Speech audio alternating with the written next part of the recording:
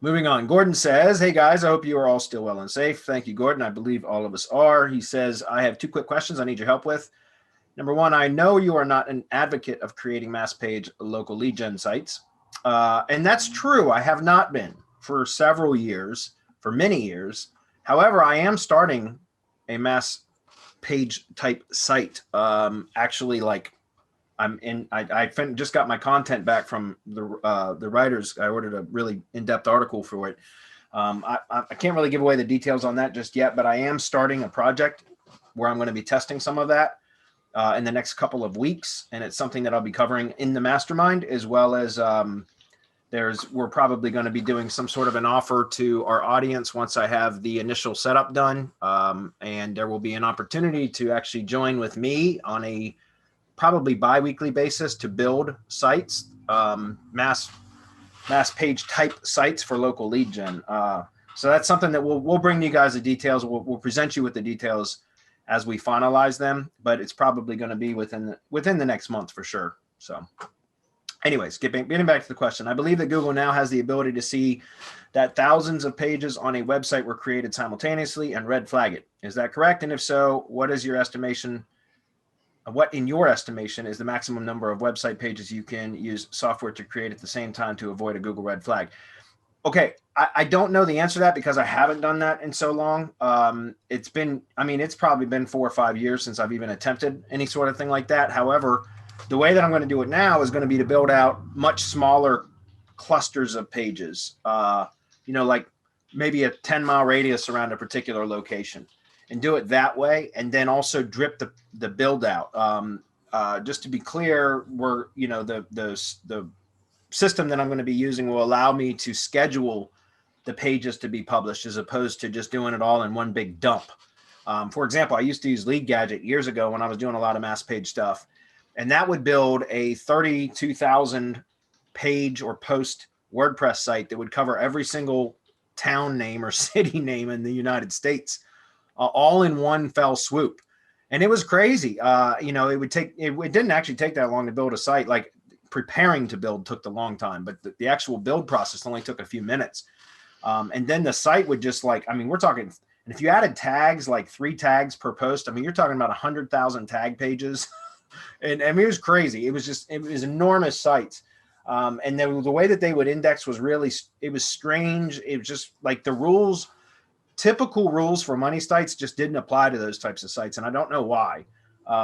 Maybe Marco could shed some light on that, but what I'm saying is that the method that I'm going to be using now has the ability for me to go in and say, I want to build out, all the locations around a 10-mile radius of a particular, location or geocoordinate or address or whatever. And then it'll go out and I can set it to drip it out and say, I don't know if there's 150 pages. I don't know if there would be that many, but if there were, I want those to be published over the course of 30 days. So it would drip them out as opposed to doing it all in one dump.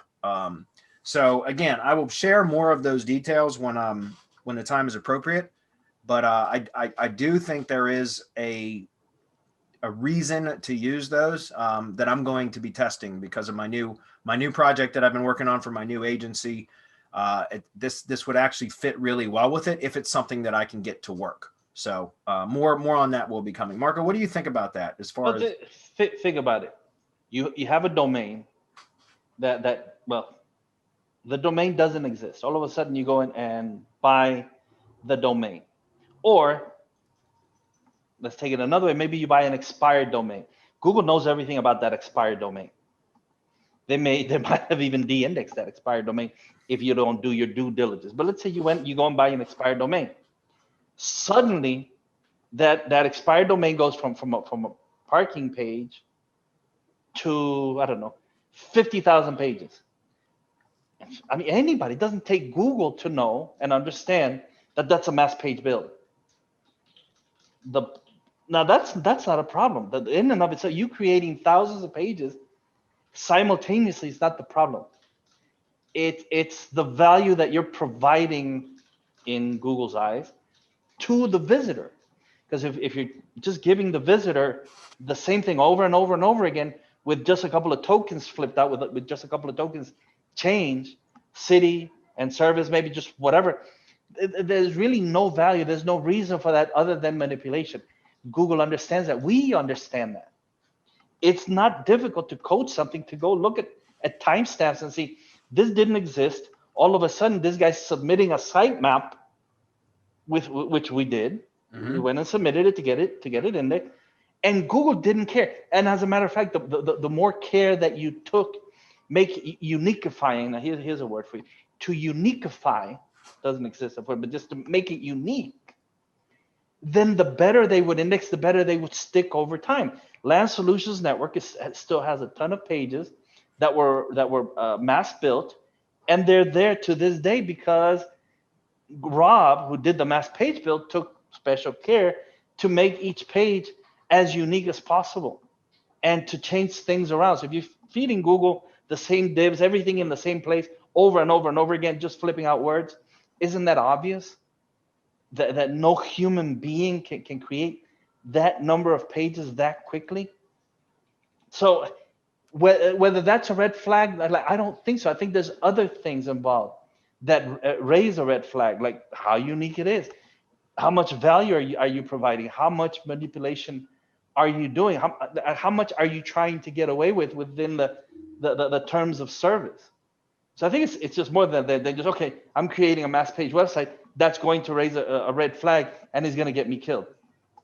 No, as far as maximum or minimum, I don't have one, because what we do is, I don't know, 15, 20, 25,000 pages.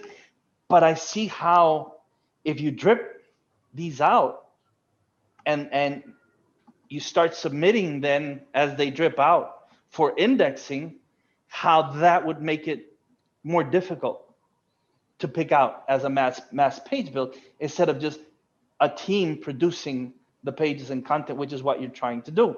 So if you're just using software and you're going from that software straight to the server or whatever, yeah, there's several ways that Google can tag that and raise that red flag. Whether just building the mass pages is a red flag, I don't know. The number of pages that you can get away with and it's a red flag, I don't know. But I know Rob is about to do 250,000 pages in a build, and we'll let you know.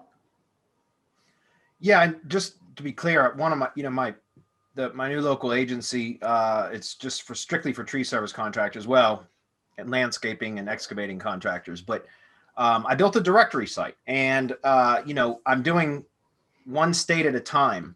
And so far I've only got Virginia done, and I actually just finished my prospecting list for that, which I imported about 780 tree contractors for the state of Virginia.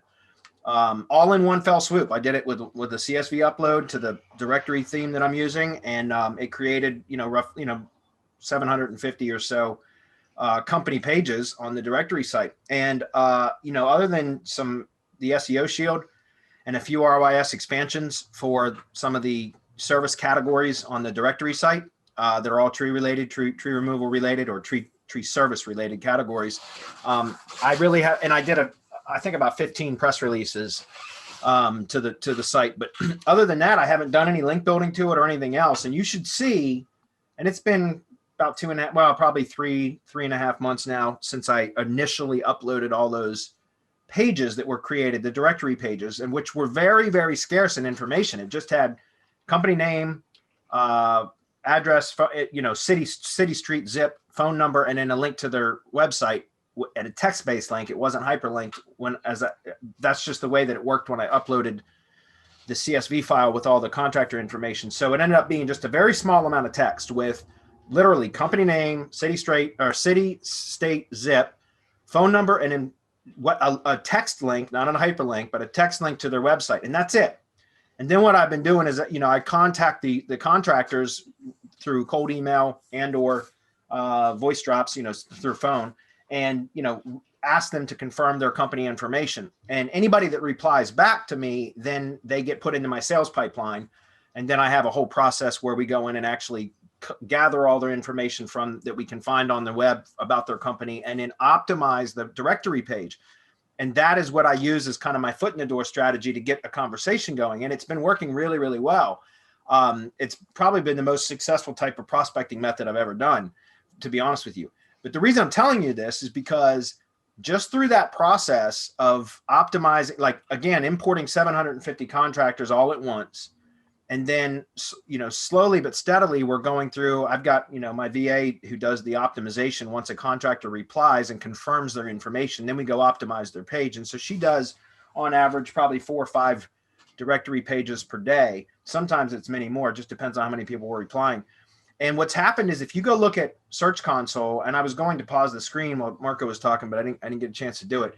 But I can take a screenshot of Search Console to show you, because you'll see it's a flat line until the site was added to Search Console. And then all of a sudden you can just see steadily over the last couple of months, like if Search Console default view is 3 months, the last 3 months. And if you look at that, it's just crazy to see the graph inside of Search Console that is just, going way, way up, and it's a steady increase. And again, that's a mass page type site, right? And it's a directory site with even the mass page sites typically have much more content on the page than my directory site, which just had literally name, address, phone number, and a text-based link to the web address. Like, in other words, not hyperlink. So it's just crazy to see that kind of results that, even though it was a mass import of 750 contractors, it's gaining traction to the point now that I'm getting organic listings submitted by tree contractors all across the country. And all I've targeted is Virginia contractors so far. I think I've got like 10 Maryland contractors in there. And that was just because I was doing some testing on the import side of things. But I'm just getting ready to, in fact, it's on my daily planner to do the next state. It's either going to be North Carolina or Maryland. And it's crazy because like in the last 3 weeks alone, I think I've had 7 or 8 users submitted listings. So contractors that have found my directory site and then submitted their own listings. And what's interesting is I'm using that site also as a secondary monetization method is for lead generation. So I've got my lead simplify form on there, and we actually occasionally get like this random lead from somebody submitting the form to have tree service contractors contact them. But I got one from California within the last week. I've gotten some from Rhode Island, from Massachusetts, from Florida. And this is a directory site that so far only has Virginia-based, well, primarily Virginia-based contractors, yet I'm getting lead form fills from like various states across the country. So it's crazy because that's just showing that like the site itself is starting to gain some organic authority with like literally no SEO work done to it other than the SEO shield with some RYS expansion stacks. And like I said, I think I did like 15 press releases initially, but I had to cut that back because I was burning up all my press release credits. So pretty cool. What are your thoughts on that, Marco? Anything?